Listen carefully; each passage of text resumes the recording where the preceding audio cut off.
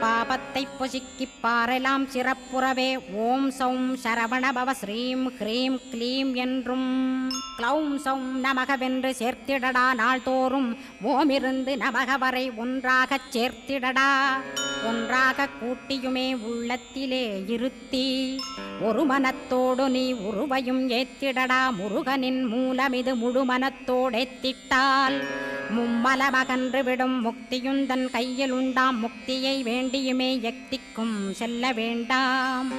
முருகன் இருப்பிடமே முக்தித்தலமாகும் அப்பா. ஹிருதயத்தில் முருகனை இருத்திவிடு இக்கணமே.